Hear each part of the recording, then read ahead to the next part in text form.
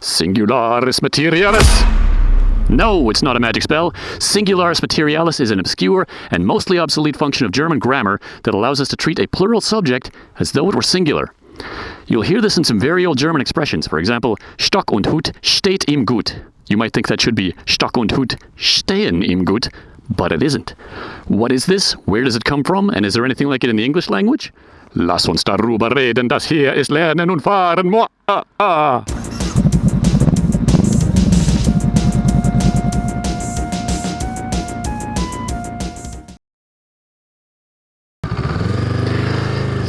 Singularis materialis. Let's start with a brief review of subject-verb agreement.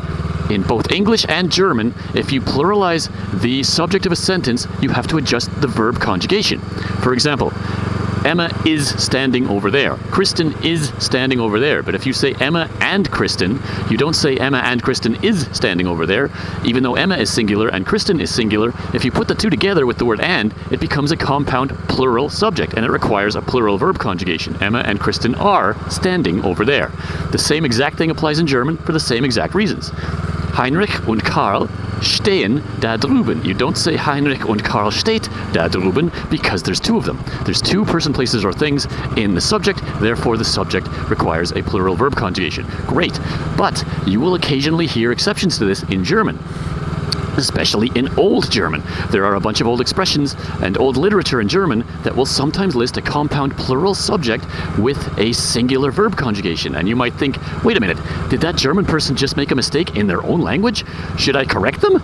No, they didn't, and no, you shouldn't. What you're hearing there or reading there is what's called singularis materialis. It used to be much more common in German. It's technically incorrect by the rules of modern German, but you'll see some old historical exceptions.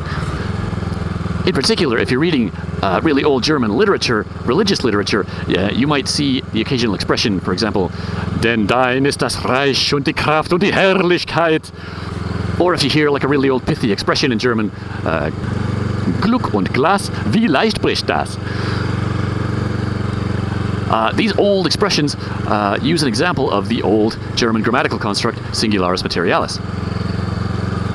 Now, it's no longer used, I shouldn't say it's no longer used in German, it's still used in those historical exceptions, but it's technically wrong by the rules of modern German. Now, is there an example of this in English? As we've covered before, English is technically a Germanic language, and we inherited a lot of stuff from Old German. Is this something that we also inherited from Old German? I don't really know. I don't think so. Either we didn't inherit it from Old German in the first place, or we did inherit it, but it died out quickly in English, and we don't have any expressions that still use it. At least I can't find any. If I'm wrong, please post it in the comments below, but I think this doesn't really exist in English. The only example I was able to find is not really a good one. It's an old song in English that goes, all I want for Christmas is my two front teeth. Well, okay, if the thing that you want is plural, then it should be all I want for Christmas are my two front teeth, but I don't think that's a great example because that song is written from the point of view of a small child, and that might have been a deliberate decision by the songwriter to use incorrect grammar to make it sound like something a small child would say. So I don't think that's a great example. And I can't find or think of another example in English where we do this. So maybe this just doesn't exist in English. Maybe this is a uniquely German phenomenon. Either way, how practical is this information? Probably not super duper practical. You're not going to come across it very often, but if you do come across it, now you will be able to recognize it and say, oh, I know what that is. That's singularis materialis.